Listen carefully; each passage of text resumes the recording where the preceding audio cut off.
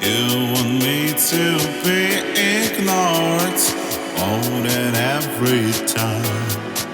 Oh, never just love me. Oh, never just love me. Oh, never just do the things I want. No, never just love me. Oh, never just try. Welcome to Conversation Ex Nihilo. This is Billy. Thank you so much for joining me. Did you miss me? I did miss you, I must admit. I missed you too a little bit, I gotta say. My guest today is Maria Liberati. She is a celebrity chef. She's the first celebrity chef I've had on the podcast, the first any kind of chef I've had. And the first chef I get is a celebrity one. How great is that? She is an author. She's written several recipe books.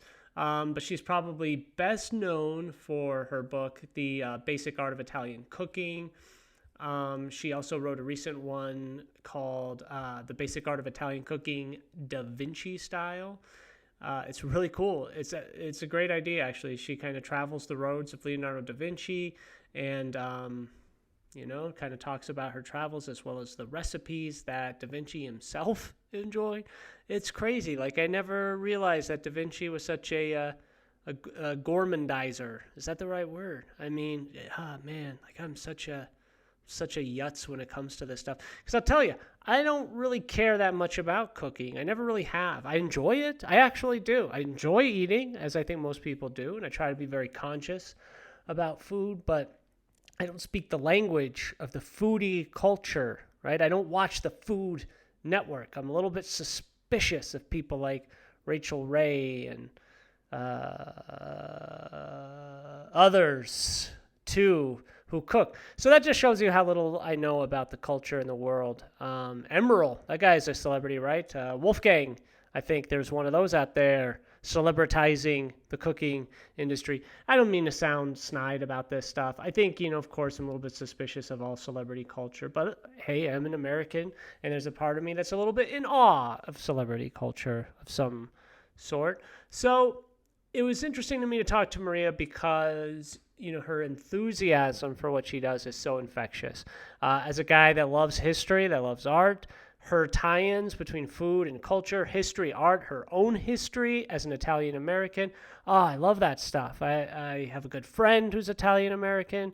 It's a diaspora that I was not around a lot as a kid, but of course through cinema and movies, it's a highly romantic, American ethnic group, romanticized and romantic. They're both. The word romantic comes up a lot in this podcast, or maybe twice, but either way, it's an important word. Sorry if I'm rambling. I've had a little bit too much coffee, perhaps, but it's a really fun interview.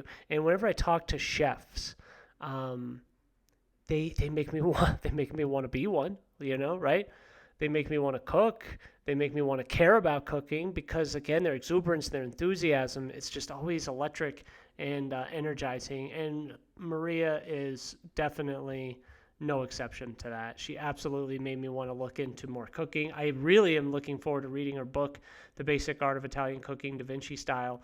Although I'm sure the first one was great too. I don't know why I want to skip ahead. I want to skip ahead and get to Da Vinci. I think because they had a Da Vinci exhibit here at the local Denver museum not that long ago. And it was cool because I went there with a good friend of mine. We walked through the museum and, they go through all of his inventions and all of his artwork and, detailed analysis of the Mona Lisa, right? But the one thing they didn't talk about was his cooking or his interest in food. Maybe they did. That's the thing. It might have come up for sure, and I just skipped over it because I didn't care. But I'm really glad that people like Maria out there do care and do notice this stuff. Like, I never knew what was at the Last Supper in that painting. I didn't know what they were eating. I didn't even think that was the point. I wasn't interested. I am now, though. Eels, it turns out, not to spoil the surprise. But Maria kind of explains that a little bit too. So strap yourself in if you're in a place that has straps. If not, I hope you're walking, dancing, something to that effect, cleaning something. I hope you're doing something active while you listen to us. Enjoy my conversation with a very, very interesting Maria Liberati.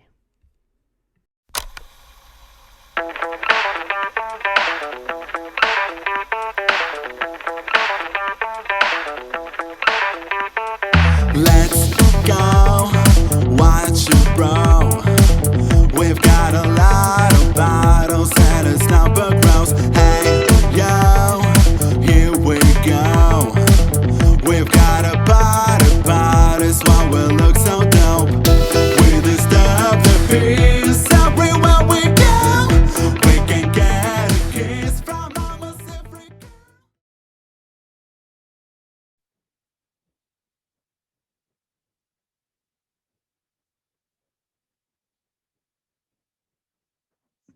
just gotten so used to staying with me now that we're home, that I'm doing stuff out of my home office. So Yeah. anyway, and I had the door closed. But yes, I was very in touch with my Italian roots because, as I was starting to say, my grandparents came here. Some of actually one of my great grandparents were here, but passed away before I even was born. But a few of I do have a lot of aunts and uncles. They came over, great aunts and uncles from Italy. And they were here also. Not all of them, because there were probably like 14, 15. So a few, though, did come here. So I was pretty much in touch. Obviously, I got more in touch with it when I lived in Italy Mhm. and worked and lived in Italy for a while. So, but definitely, I always felt the connection to that, thanks to my grandparents. You know, Did the family settle in the Philadelphia area? yes, well, my grandfather, I was told he first came to Michigan because he worked he was a laborer, construction, and he worked in Michigan, I think on the railroad. And then he did move to Philadelphia because I think at that time you had to be sponsored and somebody sponsored him. So basically, yes. And then my mom's parents did both move to Philadelphia. So, yeah. Was the Italian language spoken much at home growing Um, up? yes, well, my mother didn't. She tells me, and she was the baby of the family. She didn't speak English until she went to school, so they just spoke Italian. And my grandparents really learned English through the newspaper reading. Well, well, at that time, radio, TV, like newspaper. Kind of they taught it to themselves. But I knew how to speak Italian from when I was younger because it was spoken a lot to my grandparents. My parents would speak to my grandparents. They could speak Italian. And then I just kind of picked it up. In fact, we have this running joke that whenever they wanted to speak about something they did not want us to understand, they would speak in Italian. So I just started trying to figure out what they were saying, and that was kind of my way of learning a lot of Italian. Um, so yes, I did speak Italian, but in my house we spoke both English and Italian. So primarily English, but we kept up the Italian also. Yes. Ah, that's great. What was the community like back then in Philadelphia? Well, in Philadelphia, in certain communities, like in the South Philadelphia area, there were many people that came from Italy. There were actually at one time different neighborhoods. You had a neighborhood that was primarily Irish, lots of people from Ireland or family from Ireland. Another neighborhood that was very Polish, and then another area, the South Philadelphia area, well, the Italian market area, which was primarily all Italian. So I grew up with my grandparents, and actually, my dad's family lived in that Italian area. So it was actually a lot of fun. It was kind of like, it was my first experience before I lived in Italy with something similar to the way that life is there. Mm. Lots of fresh bakeries and fresh pasta and fresh food going on everywhere. And you could get like go to the bakery like 2 o'clock in the morning. They would be baking fresh bread and all kinds of fresh things. And it was just really lots of traditions, lots of, different things happening, lots of the same traditions. That we had. And then suburban Philadelphia was very different because at that time, I'm talking about maybe like the early 70s. So you had more pockets of people, I think, in very like ethnic neighborhoods in the cities, and the suburban areas were not as ethnic as they were. So, I would get teased about my name all the time in school, and Really? yeah, and I would so I would bring these lunches like these Italian meatball sandwiches and Italian hoagies, and kids were normally bringing like cheese and bologna sandwiches on Wonder Bread, and I don't even know if Wonder Bread still is around, but anyway, I think. I think, but anyway, sliced white bread with bologna and cheese. So Right. people always used to, there weren't that many actually Italians that lived in the suburban, at that time, like I'm going to say early 70s. So, Yeah. it was a little kind of dicey because people would, I would get teased about my name all the time. And, but anyway, but yeah, it was fun, in the city because, it was just lots of traditions and things like that went on, and you would do the same thing there that you do in Italy. Like on Sundays, we would have these gigantic family Sunday dinners, and everybody would kind of cook together. You would go to church in the morning, go cook together and then eat together. And the whole day was just sitting around the table, eating and, playing with cousins and stuff like that, and then going back and eating, pretty much eating all day long. So, or visiting, walking to other family or friends that may live in the neighborhood, you would go there and do the same thing at their house, eat. It was always like, it was kind of an insult if they offer you something, no matter how full you are. You Mhm. always have to taste something. They take it as kind of an insult if you don't eat what they're giving you. So, but anyway, so it was always that, at home with family or visiting friends and family, and, just eating pretty much all day. And just really good times, a lot of fun. Definitely lots God, of. it really sounds like it. Just sounds like such a, I don't know, like a romantic time to live.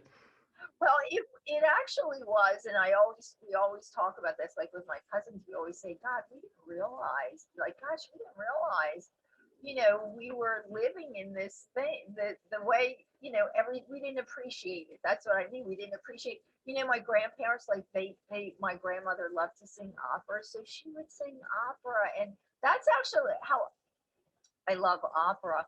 And that's actually how I learned a lot of the Italian, like opera songs. And because my both sets of grandparents would play opera records while we were eating dinner. And my one grandmother sung opera. She's actually my namesake, Maria Liberati. She sang opera not professionally, and she would sing opera, excuse me, and my grandfather, excuse me, would sing like traditional Italian songs. So, it was just really something that I think would be out of the movies that we didn't realize we were experiencing Right. at that time. Well, it's Yes, so weird, like growing up around it, you don't think it's anything special, I guess. You just think it's right. life. It's just normal It's life. just the way life is. And, that's the thing, until you grow up and then you experience other things, Hmm. you realize, that, hey, that's not the way. Everybody doesn't do that. That was really a special thing.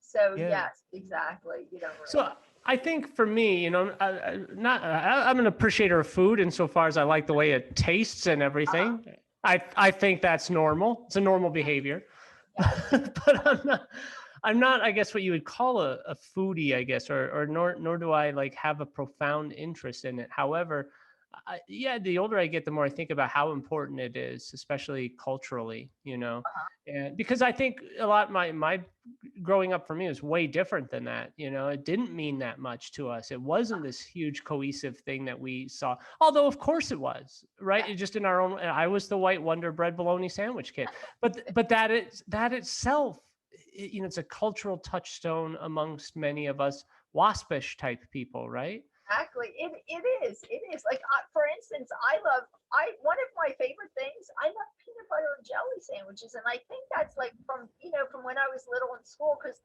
every so often my mom would make me that for lunch. And I think it kind of brings me back.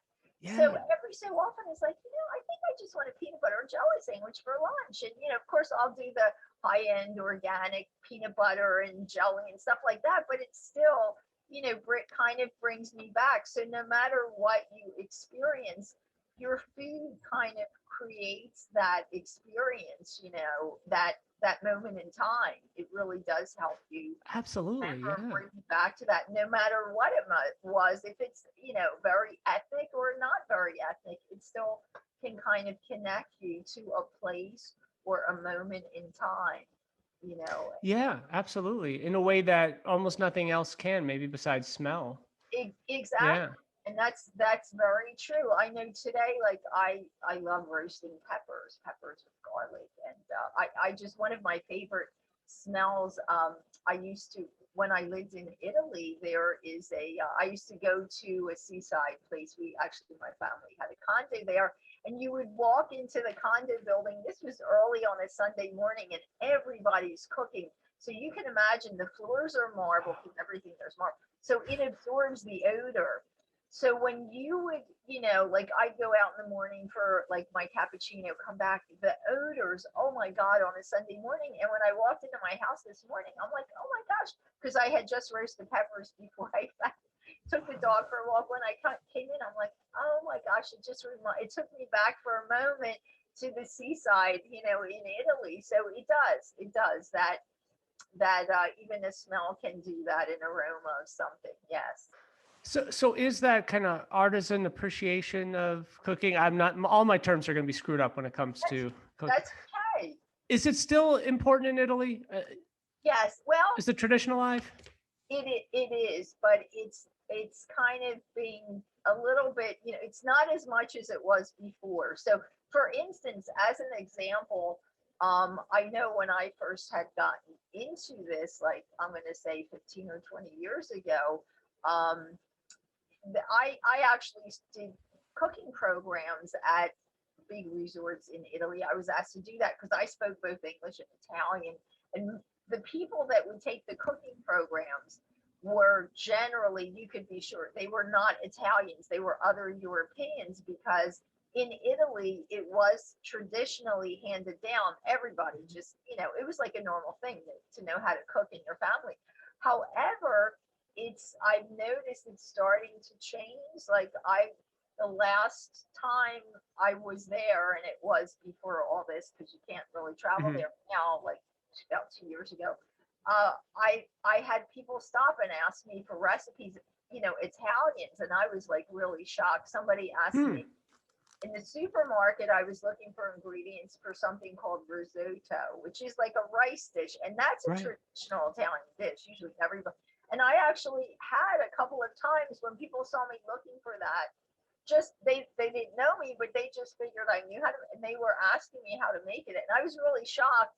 But and there's a lot of younger people now. They're they think it's a big thing to eat at like the McDonald's because McDonald's is there Right. and some of the other fast food type places. So, and they do have now, when you go to the grocery store, you can find pre-prepared meals, which was not the case about 15 years ago. It was all just like frozen, say, ingredients, vegetables or things like that. Now they even have pre-prepared, pasta dishes and things like that, kind of like frozen type of dinner type thing. Yeah.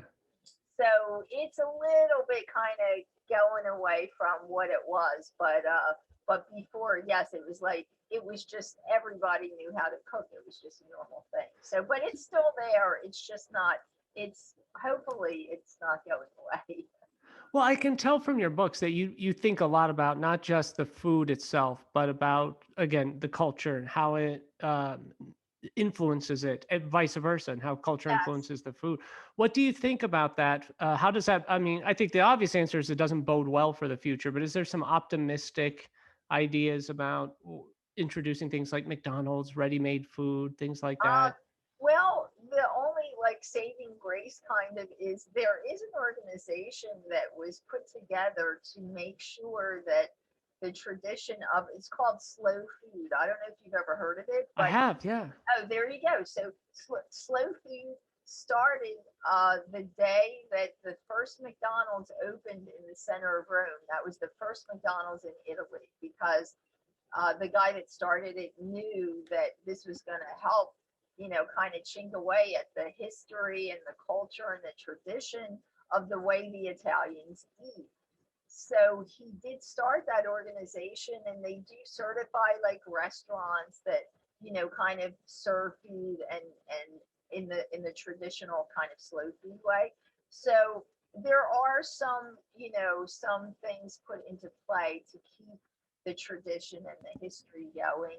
So, of course it's like anything, it's progress, and I Yeah. guess call it progress, but everybody's moving quick and moving fast, but it's still, you can still, like when I did my TV series there, PBS TV series there Hmm. about 4 years ago.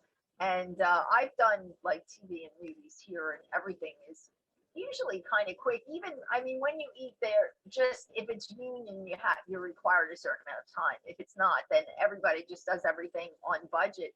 But I just loved it because in Italy, at like 1 o'clock, when lunchtime, 1 or 2 o'clock, when that's the traditional lunchtime hour, the production crew would always have this gigantic lunch, and you would just sit there till like 4 o'clock, very leisure, and it was always something great.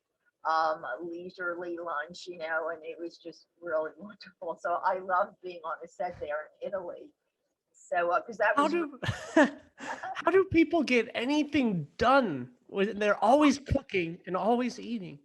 yes, you often wonder. Yes, Yes. I often wonder, and sometimes I think to myself, because I'm always cooking, because I like things fresher too. So I tend to do that. I don't I can't buy like a lot of pre-prepared stuff. Occasionally I do, but it's to a certain level. So I love getting like all kinds of fresh stuff. But then you think, wow, it's going to take me this amount of time to do it. And then how am I going to get some stuff done? So you just try and make it work. You do it early, generally early in the morning, is when I usually, I get up extra early to make sure. I mean, if it's that I'm preparing food that's not for work or something, I'm doing it for family or myself, then I just get up extra early and I just do it. It's something that I love doing, and I know it's worth it because I'm going to eat something that's really good for me and Yeah, yeah. tastier and all that. But you're absolutely right. You do wonder, wow, how do they get things done? Yeah. And How do they I conquer a big chunk of Europe when they're always cooking and eating? always cooking and eating. But hey, that's part of their economy, is the food. They're famous for Yeah, that. But yeah, I will yeah. tell you, like a long time ago, like with my grandmother, great grandmother, when there would be holidays, they would spend like 2 weeks before the holidays. Just that was all they did, was just cooking things that took a really long time to make. And there are some traditional foods that they made that they've either invented like kind of quicker ways to do it, or you hardly ever find it because it's things that took a really long time, rising, like those that might have to rise a couple of days, and certain uh, certain doughs that you have to knead very long, and so there were things that even took longer that they spent even more time on. But you're absolutely right. How did they get all that done? But it's all part of it's just all part of the lifestyle. And the funny thing is, they make it work. And logically, no, it doesn't work if you think of it in your mind. But if you're there and you're kind of living the lifestyle and all, it just works. It Yeah. just it just works. So Well, yes, one fascinating thing I thought about your personal story is you went from being a model uh-huh. to a chef. Yes, It yes. just seems like such a bizarre transition. I love like weird Well, incongruities of yes. Well, life. people tell me all the time one is like so different from the other, and I never thought that way because I equate. Now this is in Europe. The food I equate with style, and because it does in Italy especially, but even in France, the way, for instance, going to a local coffee bar is a fashionable thing to do. So, you know, food is connected to style and healthy eating. So I never really thought of it as something like totally out of the realm, because as a model, obviously you always have to stay in shape. And I never really did the crazy, things that you hear about people like trying to be like really stick thin or whatever. Hmm. I was Hmm. always looking for ways to eat healthier, but still stay in shape and try to. So I just always thought it was a natural extension because it gave me a chance to even study a lot more, about food and about how to combine different flavors and things like that, and still, stay healthy and still stay in shape and not, um, not really get into the unhealthy things. So I think it's very connected, and I think that food is really a connection from it. It's connected to many different things, and that's actually what I try to do on my podcast and my book series and my Mm-hmm. blog. I try to connect food to many different things. You can connect it to art, and one way is many famous artists love food. The master himself, Leonardo da Vinci, who I'm doing a whole series on this month, is his Right. birthday. He was actually a foodie, and this week I talked to a food historian, and he was telling me some amazing things that people aren't aware of because the Mona Lisa and the Last Supper overshadows all that. But he was actually a foodie, and he loved creating recipes. He had one of the first cookbooks in they found it in his study when he passed away, and so he was really a foodie. He was actually a banquet planner when he didn't have other works of art commissioned. He would actually do these unbelievable banquets with like actors and singers, and he would plan out the food, and he was just Oh, a real foodie. So I mean, he was one of them, but there were lots of other very famous artists that loved having these grandiose banquets, and some things involving food. But the obvious is they painted apples and fruit baskets and right, different kinds right. of mixes. So it's connected in that way to food also. But yeah, as far as the modeling, just getting back to that, food does have a certain style to it too, and it's connected to style in in many ways. So It's funny because I wonder, one has to wonder, I think, when that started, why that started, insofar as, we've gone from a hunting, gathering, mammoth slaying kind of people yes, to raising some wheat to all of a sudden appreciating the aesthetics of food. well, where I think that really started again, Leonardo da Vinci. Yeah. He started all that, and the weird thing was that people aren't aware of. So when he went to art school in Florence, him and Sandro Botticelli, another very famous artist, Mhm. were going to this art school together, and they first worked in a restaurant in Florence, and then ended up. Well, Da Vinci got fired because at that time it was just people would just serve this blobs of food on a plate, and he started making things aesthetically pleasing. And people were like, "What is this?" Because he did Nouveau Cuisine, where it's just a small amount balanced. He believed in balancing your plate and having it aesthetically pleasing. So he got fired from this restaurant, and him and Sandro Botticelli opened up a restaurant on it's called Ponte Vecchio in Florence. It's the bridge there. It's There's all these shops and things there. And the restaurant they opened did not last for long because they decided they drew out the menu. In fact, you can find the menu online, but they drew out the menu. It's very like artistic, and people couldn't understand the menu, let alone when you would eat there. Again, it was like the first beginnings of Nouveau Cuisine. They would serve it, it was aesthetically pleasing. And again, Da Vinci always said that he believed that your plate should be balanced out, just like his canvas with colors. He balanced out colors, and he believed your plate should be also. So Hmm. I believe that he really started it. He invented the plate settings, like the knife fork. People would eat with their hands before he invented that. He also started folding napkins like creatively for banquets and things. He started the whole thing. So I believe it kind of stems back from him and getting this idea of the nouveau cuisine and making things, aesthetically pleasing and kind of connecting your kind of making that connection, to food. At the Um, risk of revealing my ignorance, can you tell me a little bit about nouveau cuisine?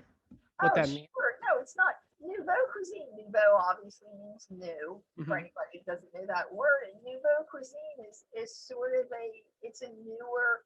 just what I mentioned. So it would be a newer way of eating. So instead of, for instance, what maybe you would understand if I said like family style, where, Mhm. it's just, okay, here's a bowl of pasta, and they just pop in the bowl and that's the bowl of pasta.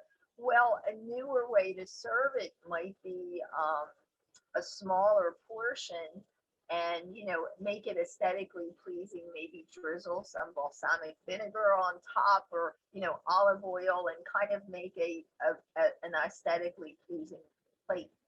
And instead of serving like gobs of food, it's just a smaller serving. That, I mean, is basically more of an idea of what it just means, newer. It's a Mhm. newer version But of, it's always evolving, right? It's always. always evolving. Yes, it's always evolving. And yes, even like traditional Italian cuisine, there's a lot of things. It's evolving now because this is my, I didn't realize that I had that on. It's evolving now because, with people having all these allergies and things, so now it's Uh, evolving. They're creating gluten-free versions of a lot of things creatively, like pastas, breads, meat-free versions of things, lower fat, lower this, lower that, and substituting things.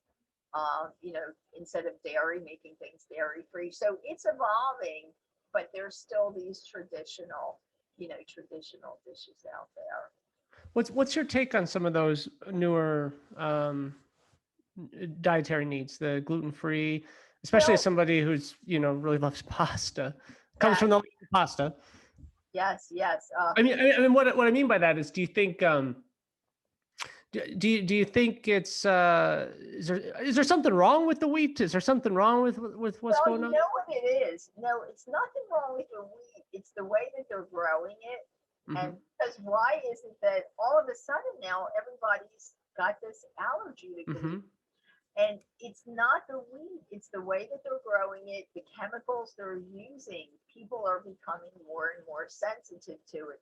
That is my take on, even with the nuts, the same thing. Hmm. People are just getting, there's so many sensitivities to all kinds of nuts. Way back, it was just peanuts that people had some kind of. Now it's all kinds of different nuts, and there's so many different allergies. And my take on it is it's just the chemicals. And even if things are grown organically, that doesn't mean that chemicals don't leach onto soil, because really you can have an organic farm next to a non-organic farm. So who's to say that chemicals or pesticides or whatever are leaching into the soil? And that is what I feel is the reason that people are sensitive to gluten anyway. But Hmm. there are different ways, and actually they developed, when it first started, the gluten free. Some of the pastas they came out were just literally, I mean, really terrible. But now they've really worked with it, and there are some pastas that are gluten free that I have to say are really, really good. Sure, I agree. Some might even like better, oddly Yes, enough. Yeah, actually, me too. Me too. I've yeah, had some that are just really, really good. Yes. Yes. yeah. So yeah, there are some gluten-free pastas, does, the whole 9 yards. So it's out there, and you can, still experience this stuff. For sure. Did you start training professionally to be a chef, or is this just picked up from growing up in an Italian household and experimenting? Yes, well, I did initially. That was my training, was growing up in an Italian household, and in fact, I just kind of took it for granted. I thought everyone knew that, and when I was told, "Hey, you should write a book," I'm like, "Well, what's the big deal? Like everybody knows how to cook all these things." And it was really neat though, because not to digress from what you're saying, when I started doing book signings and like live events, that's how I really started realizing, hey, that people didn't do this in their, not everybody does this in their family. It's like totally, people don't know about these recipes or these traditions. So, but I did I did end up getting trained professionally in Italy. And then I even worked with some chefs while I was in Italy too. So, yeah, so I started that way and then ended up training and working. Wow. So, So did you have an idea of what you wanted to do? Did you want to own your own restaurant? Did you want to do that here in America, over in Italy? Did you have some Um, goal? I really didn't want to own my own restaurant because I know too many chefs that do that. I mean, the only way let me double back. I would like to possibly get into doing that, but um, I know a lot of chefs that undertook that on their own, and it's Mm-hmm. Mm-hmm. really too much. So I I started doing the book series, and then TV series, and the podcast now. And if I ever got into some type of a restaurant, um, I would probably want to do that as kind of, more like a group or an organization that does that with me and maybe just uses my recipes and my name. But so my goal was really, I love writing about food and I love cooking and things, but I didn't really like that end of it, like having a restaurant. I always say, like, I would, if I had my kind of druthers, I could just sit around and cook all day long. Then you have to think of, okay, so there's the business side of it. It's just like with writing. I Yeah. love to write all the time, but you got to think of the other side of it too. Right. So I just love to cook, but yeah, my goal was to really probably more or less to do more of a TV series, and I do have a trademark that we do license. I license to food products now, so Oh, I okay. can That's create great. products, and yeah, we just started that, so I'll be coming out with some stuff. But so that I like that. I like doing that because it gives me a chance to be creative and work with other companies and all. So that is something that I'm working on too. So I'm not sure about the restaurant thing. It's always possible, but I'd have to do it in another Yeah. like partner with someone to do that. Yes, yes. So, I've had the fortune on this podcast to interview a lot of actors and actresses from what I consider the best TV show of all time. It's a Canadian Uh-huh, show called The Newsroom. And uh-huh, I bring it up because I'm sure I've seen it many times before, but it's the first time that I really became aware of characters eating within the show, right? uh-huh, Within uh-huh. people eating, and you have to think, as I grew up, I went to film school, did that kind of stuff, and made movies myself. You realize that. Nothing is by accident, right? It takes a long time to shoot these things. So, if you stick a box of Chinese food in a character's hand, there's a reason for this. So Yeah, I began to wonder, as I was kind of looking at some of your material, uh-huh. when you started to notice things like that, how food is depicted in movies and TV, and kind of how you related to some of that. So what it means to you to see that on the screen. To see the thing. Yes. Well, it depends. I don't really see it a whole lot, but I think it's usually in films or TV shows that they have it just like you said. You said they have it there for a reason. Hmm. So it relates to something. And like for instance, there's a couple of they're detective series from Italy that I love, and I can get them in the U.S. on streaming, Hmm. and they particularly have they're usually a scene or two is always the main character cooking and eating whatever is specific to your thing. So I kind of like that. I like that. I think it adds another kind of depth to the whole thing, and another for me.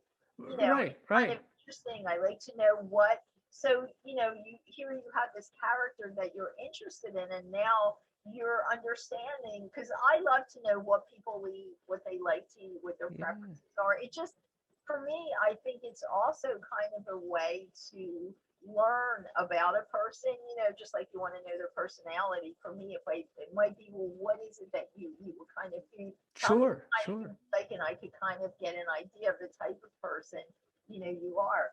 And so, yeah, it gives me more. I like seeing that because it seems to give me more So do depth. you notice that? I mean, do you notice that about people when you're out in public? Are you paying attention to what they're eating and getting a kind of a sense of their character?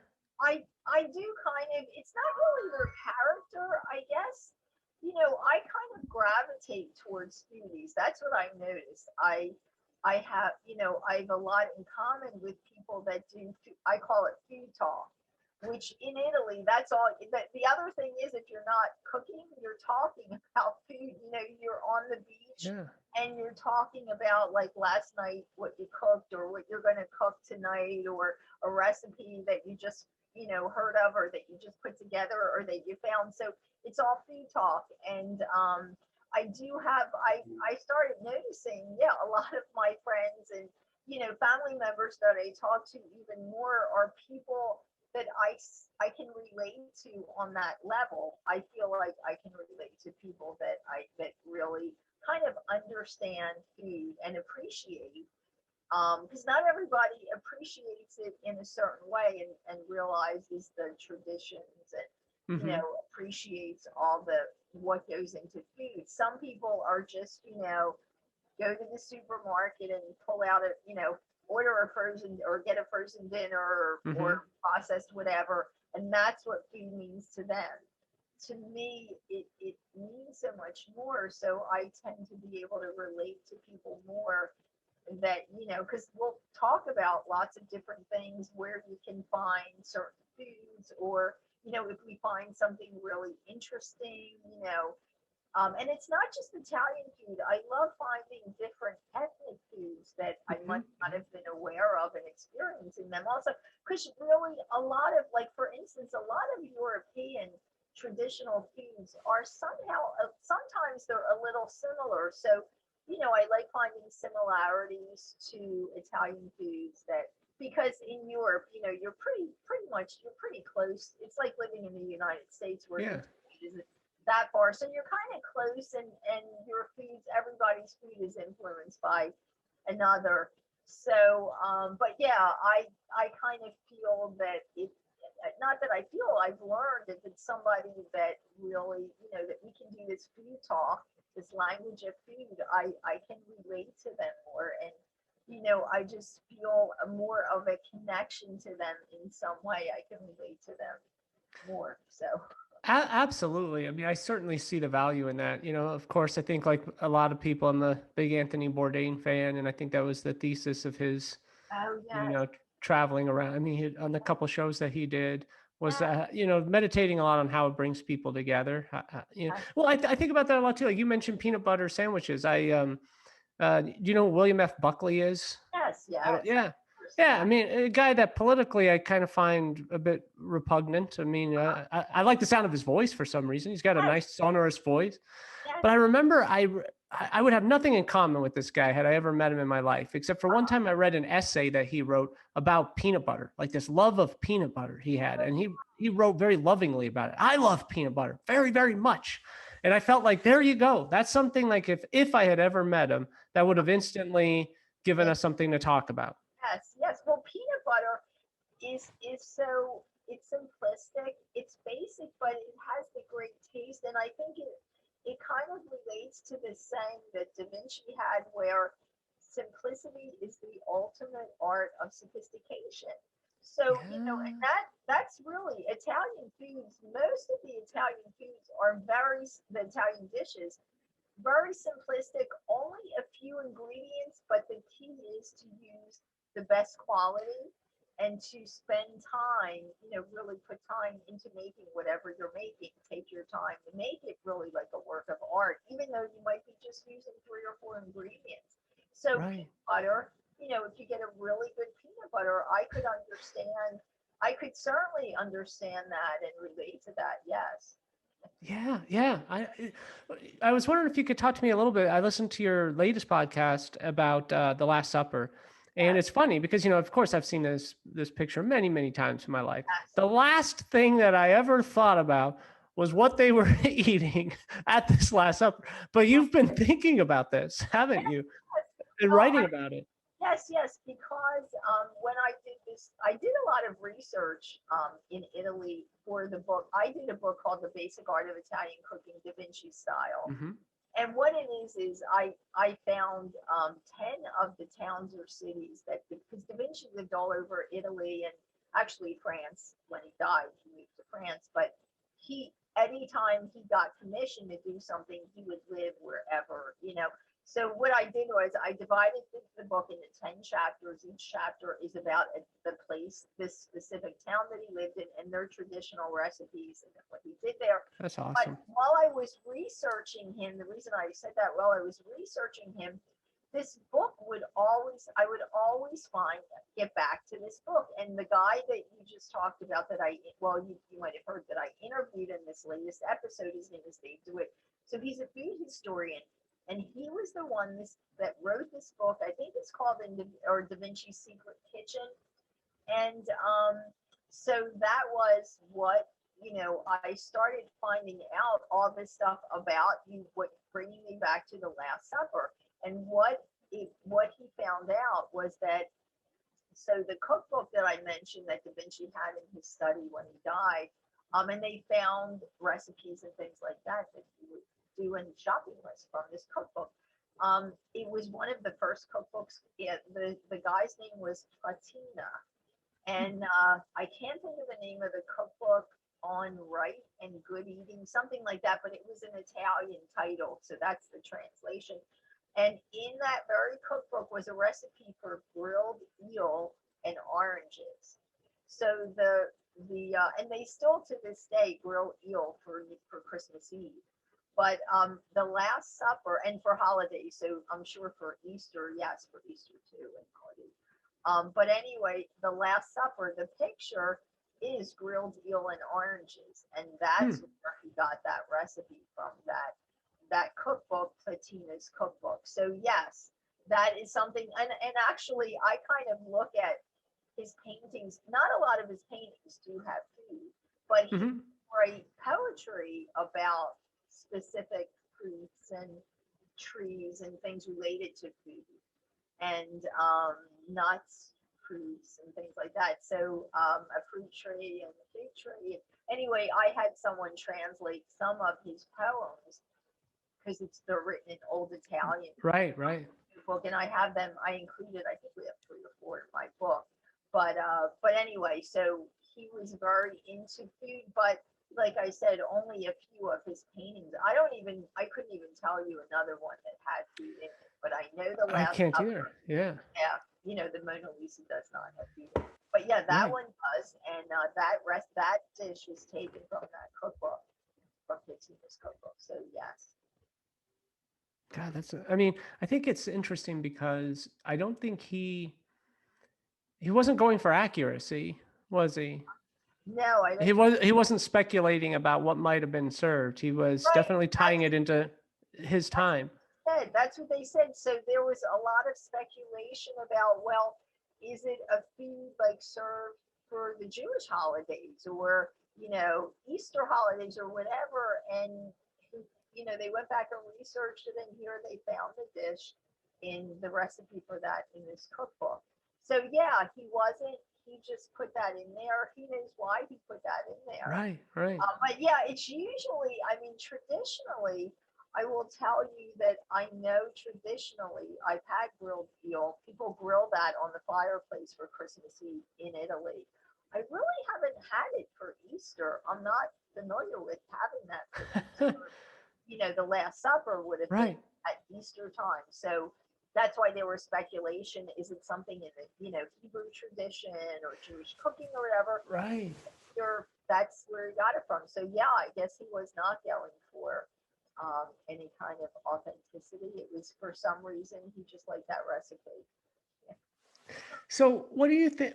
At what point did you notice that celebrity chefs started to become a thing, I guess, where chefs were elevated to such a level? I think that all has to do with the evolution of the Food Network. When Food Network started to happen, then obviously they're chefs, they're on TV, so it's becoming the celebrity chef thing, and now people know who you are from cooking. And the one thing that I think that came out of that was good was that I noticed kids now knew they know all these sophisticated things that if you didn't grow up in, say, a traditional Italian family, you're not going to know what pesto is, or Parmigiano Reggiano cheese. And I would do, personal appearances, and I would have kids like, I'm going to say 10, 11, 12, they, their parents would tell me, oh, she makes pesto. She really, and I'm like, oh my gosh. So, kids know what garlic is and things that kids might not have, known before, but now they're all aware of all the different types of food. So I think that is one good thing that's coming out of it. There are some not so good things, but there are definitely, but that's, I think, what made, now the term celebrity chef because of Right. the network. And now, chefs are on TV and people are following chefs and the way they're cooking, things like that. Yes. What are some of those downsides to the? The downsides, the only downsides I see is if you have, if someone is working with a sponsor and they're overusing that ingredient Mm, because a butter sponsor or sugar sponsor may be sponsoring them. So people are cooking, with 5 cups of sugar in something, and it's like, oh my gosh, or like 2 cups of butter. And I see a lot of chefs, and one of the things I like to do, because like eating, people don't relate. Eating is really, food is medicine. It really is medicine. And mhm. the way you eat, it really does affect your health and the way you feel. I'm not saying that it can necessarily cure you, but it does really affect the way you feel and the way you eat. And Absolutely. sometimes just making dietary changes can make a big difference in people's health. So the thing that a lot of people don't equate is, what you eat affects your health and the way you feel and things. It's not like I sometimes think people think food is like a sport. It doesn't has no effect on you. You just kind of play, you eat and taste and all. But I've never thought that way. I always think food is, it's a serious thing. Whatever you put in your body affects your health. It affects the way you feel, the way your health is. So the downside is, as I said, if people are using these ingredients just because someone sponsored them to throw in, like, an Right. overly funded amount, people are saying that and thinking that's the way to do whatever they do, and that's the downside, I think. But I think there's a good side in that kids are learning to cook on their own, and they really want to do that now a lot more Hmm. because they want to be like whoever they saw on TV. So that's definitely a good thing, that kids should know how to Sure. Yeah. eat and make it from fresh, ingredients. And people are learning a lot more about, using fresh ingredients and local ingredients and, organic and all that. So that's definitely a good, the good things coming out of it. Absolutely. I could see that. I wouldn't have thought of that. Excuse me. Do you, you mentioned that you paid a lot of attention to this when you were modeling. How much has your dietary habits changed over the years? From Yes, well, the more I got into studying the culinary arts, the more I studied how, how things are made. Like things like olive oil, which is very healthy for you. So basically, I know how to the oils to use now. I really only use olive oil if I'm using an Hmm. olive oil, and it has to be an extra virgin and an extra virgin, cold pressed olive oil. So, but as far as my diet, how's my diet changed? Yeah, well, when I mean, I grew up in an Italian family, so we were always making all this Italian food. But again, it wasn't in Italy, and in Italy, everything is, even you can get things a lot fresher. And just, Hmm. it's just, I don't know even know how to explain it. You have to be there to experience the food. But Yeah. um, experiencing the lifestyle there, I got to experience, more of, my diet became even more, healthier, because I definitely just ate really fresh and, just freshly prepared things all the time. And I'm really difficult. Like whenever people will be like, "Oh yeah, we'll meet at a restaurant," and I'm like, I myself, I don't like to go to restaurants unless I know who the chef is, or I know the Mm. chef, or I could go in the kitchen.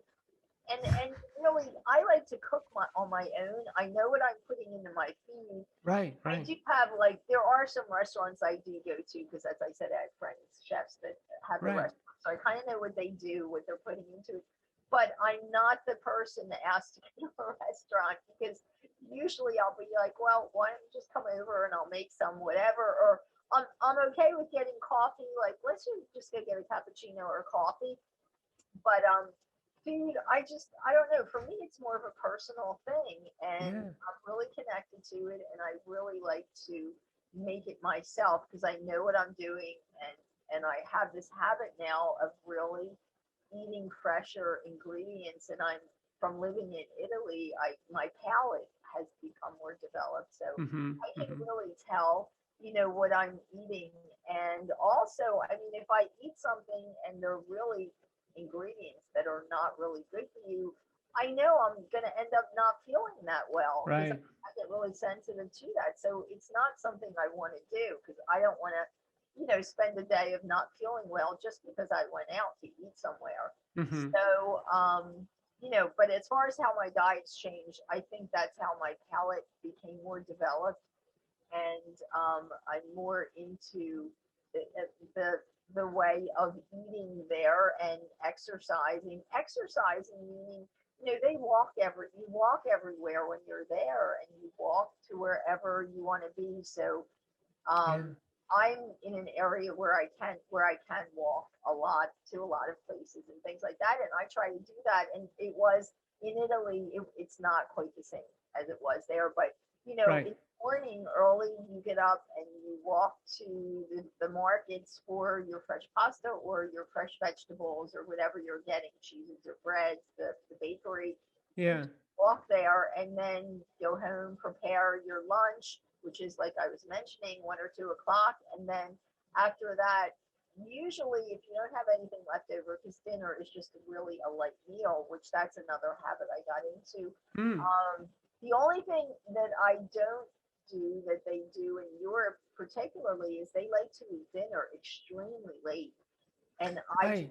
I don't like doing that. So whenever I was there and anyone knew me, they'd be like, okay, we're eating dinner like 7 was early for them.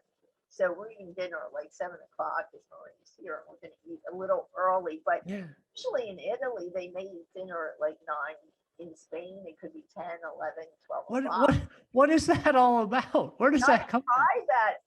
I don't know. Now they do eat later. What we think of dinner is what they have at lunchtime. At lunchtime is the bigger meal. So Mm-hmm. dinner is usually a very light, small something, But still, I've tried eating. When I first was in Italy, I would eat like 8, 9 o'clock, and it's just not possible to sleep on, That's the thing. Yeah. Yeah. and I don't think that's one thing that I don't think that's not healthy. It's Right. definitely not healthy from all the things I've researched and everything. It's really not healthy. So your body needs to digest and all that. It's Yeah. just not healthy. And I mean, you can even feel it because you don't feel well if you eat like really late at night. So that's the only thing I don't do. But other than that, I have the habit of like eating late for breakfast, and then my main meal is usually like lunch, and then eating late for dinner. But I eat more, fresh and artisan. Mm-hmm. I got that all from definitely from living in Italy. What's a typical breakfast? A typical breakfast for me, it might be a little yogurt and fresh fruit. Yogurt and Mm-hmm. fresh fruit. And usually I've been getting in out of the dairy so much. I might do like almond milk yogurt or oat milk yogurt Mm. and fresh fruit, or I might just have some organic oatmeal with fresh fruit and nuts. And I do my own. I don't get the flavored oats. I'll Yeah. get a little bit of organic oats with like banana, blueberry, strawberry. Sometimes I even this is going to sound weird, but I even grate zucchini into the oatmeal with a banana. You mix it, and you have kind of like a banana bread, and you get the benefit of the healthy zucchini. Zucchini is really good for your eyes. So you That's a great don't idea. even taste zucchini. cinnamon, banana, grated zucchini, fresh blueberries, and I make that, cook that, and it's really, really good. It's really good. You don't even. It's not like you're eating zucchini. It's kind of like a Right, right. bread thing. Really good. So that's usually my go-to breakfast. And then That's lunch great. is usually always includes like a big salad. I always have salads. I love salads.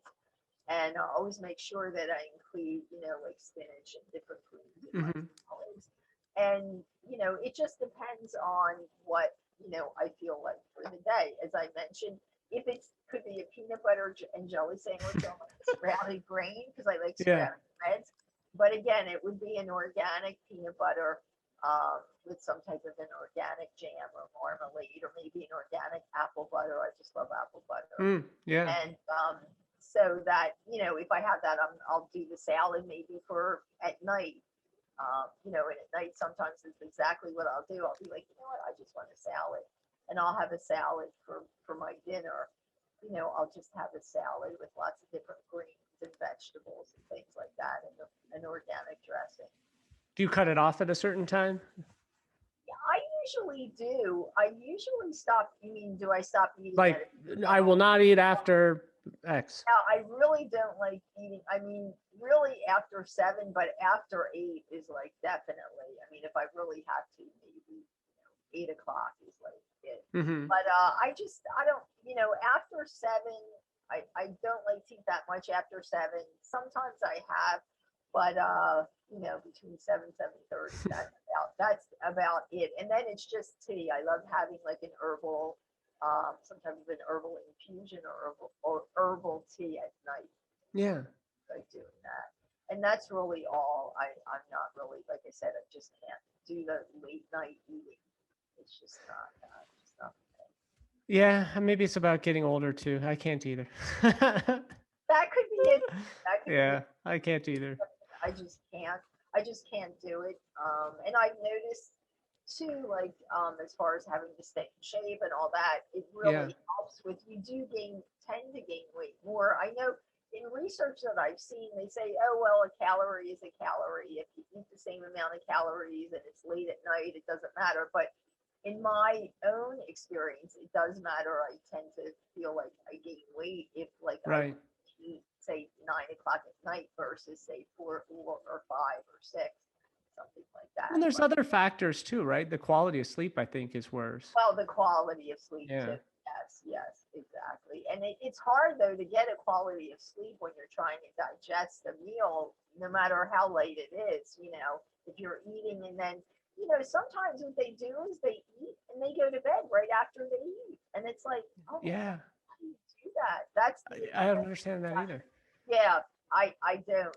That's one thing I could never understand. But So I wonder if you can tell me real quick if you have any thoughts on what it is that makes, um, if somebody asked you, if Italian asked you, what do you consider to be American cuisine? What are the first things that come to mind? American cuisine, and we do have the things that I like to mention too is that we do have our own. I know everybody goes crazy over Italian and Hmm. Spanish and French and all, but we do have our own history and our own cuisine. So if I was going to think of American cuisine, I mean, I know in Europe they think of hamburgers like the big deal Hmm. hamburger. But things like macaroni and cheese. Now, macaroni and cheese, it's an American kind of tradition. Any kid will ask for macaroni and cheese. But it actually is something French that was started again with Da Vinci and Caterina de' Medici. Actually, Caterina de' Medici, who was one of the de' Medicis, was a very, very, very, what was I going to say, powerful family from Italy. She Hmm. married Hmm. France, but she started this thing where she made this sauce called bechamel sauce, which is made with butter and flour, and then they added cheese to it, and that was kind of the original version of macaroni and cheese. Of course, if you make that high-end type of macaroni and cheese, kids usually won't like it because they're used to like I don't want to say the brand name, like they're used to this brand name box version. So, but I do consider macaroni and cheese as kind of an American thing. Apple pie. Um, Ah, yes, yes. Apple pie definitely is, mashed potatoes, although the Italians do it also, they call it puree, and they make a certain version of it. Meatloaf, and meatloaf, there are meatless versions now of meatloaf. Mm-hmm. So you can do that. And then we have different, really interesting things that, like coleslaws and apple butter. And I mean, we have a lot of different potato chips that, pretzels. Now, I know pretzels might be like a regional thing. German, maybe. Yeah. Pennsylvania, we have all kinds of like really delicious pretzels that they do. Right. But they actually have started importing them. I actually found some product in Italy. So, and in Philadelphia, we have soft pretzels. In New York, they have a version of soft pretzels. So, there's different regions that I found out do have different foods that are local to, that region. So we definitely do have a food cuisine. It's just that I think everybody's so focused on everybody else's cuisine that Yeah. it doesn't get that much attention. But I do think it's interesting, and actually, one of these days, I would love to try and do a book just on, American, what's typically American, and maybe make it a little bit more cultural, and kind of tweak the recipes a little bit. I But love that idea. Yeah, yes, that's great. but yeah, we do have our own grilled cheese is great, and actually, there's a restaurant. Yes. Yeah. I don't know if it's still there, and that's all they do. They make so many versions of grilled cheese. So, but anyway, so these are, there's lots of different American dishes, Yeah. or we're for. Yeah. Well, I look forward to listening to more of the podcast, especially this month for DaVinci. And I'm wondering, on a final note, any other major historical figures with connections to food that you're going to talk about later or write about? Well, I probably, oh, sure, there will be. Well, Da Vinci, we're doing a whole month on him, but Michelangelo actually, he loved this specific cheese from a town in Italy called Urbino, and actually, I did a TV segment there, and he had a farm even while he was living at the Vatican. He actually ended up having a farm there, so that they could produce the milk that made this cheese, this specific cheese, and he would have that. So I'll probably be talking about Michelangelo in maybe May. We'll do something May or June. But Great. he was definitely somebody that, and we're going to also be exploring the history of the royal family kitchens in the UK and in Monaco, because there's a lot of traditions associated with some of the dishes that they serve. So that'll be coming up in some months to come I also. love that. I love that idea. I love exploring those different avenues of history. It makes me see them in different lights too, which is Yes, awesome. It's it so cool. does exactly. And I just want to mention, so I do have a book coming out in September, but we'll be starting to promote it, called The Basic Art of Italian Cooking Diaries. And they're actually diaries it's a culinary memoir. They're diaries that I wrote living in Italy. Of course, there's always recipes included, but a lot of interesting things, and just Oh, kind of fantastic. diaries that I wrote. So that'll be coming out in I, September. I hope you'll come back and talk to me around that Oh, time. I'd love definitely. to. I'll let you know before that Yeah. comes out. Yes, definitely. Definitely. Maria, thank you so much. This was great. Thank you. Thank you. I enjoyed being on. Thanks.